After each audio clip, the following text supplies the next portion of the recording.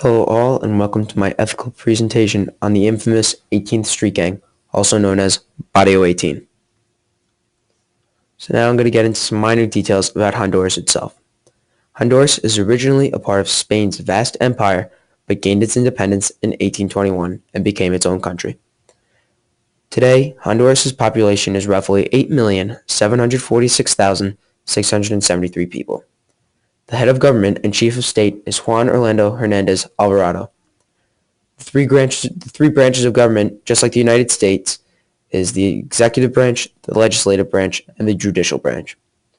The unemployment rate in Honduras is 4.3%, but sadly, most people in Honduras live in poverty. The major exports of Honduras are bananas, coffee, sugar, and cigars.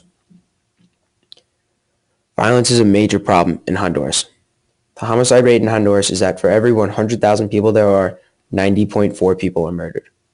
Gangs are also a major presence in Honduras, where about 40% of Honduras is filled with gangs. Gangs such as Barrio 18 and MS-13 migrated over to Central America in the 1990s. Honduras did very little to stop this migration, and the 18th Street Gang as well as MS-13 settled there. The 18th Street Gang was originally founded in the 1960s in Los Angeles, but they migrated south to Honduras in the 1990s due to stricter gang laws in the United States. High activity of crime rose in Honduras in the 2000s because Honduras did very little to stop this migration. Some modern criminal activity includes they branched into kidnapping, petty drug trafficking, contract killings, prostitution, and extortion. So, the 18th Street Gang controls more amounts of land in Honduras because they separate themselves into cliques, not one big group. They possess a lot of threat in areas with weak government, so like Honduras, El Salvador, and Guatemala. They control public transportation and small communities in these countries. The 18th Street Gang also makes a lot of profit from drug trafficking. There's an increased homicide rate within this gang, and that escalated throughout 2014 and continues to escalate today. The 18th Street Gang is one of Honduras' biggest threats today, and they're spreading rapidly. So now for my ethical analysis of the 18th Street Gang. If we look at ethics through the definition of social nature of humanity, which many of you probably forgotten, humans are social by nature and are called to live together with others, live in society together humanely.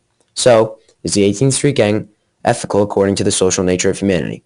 Well, they clearly do not live together, or they clearly do not live in society together humanely. They kill, they rape, they extort, and they traffic drugs. Also, if we look at another ethical perspective of rights and responsibilities, where every person has basic rights and responsibilities that are from our human dignity and that belong to us as human beings, regardless of any social or political class. So, does the 18th Street Gang carry out these responsibilities? Well, as we've seen throughout the slideshow, and if you do a little research yourself on the 18th Street Gang, they clearly do not carry out these responsibilities. Like I said before, they kill, they rape, they extort, and they traffic drugs. They are torturing the people of Honduras as well as these other Central American countries, and it's terrible.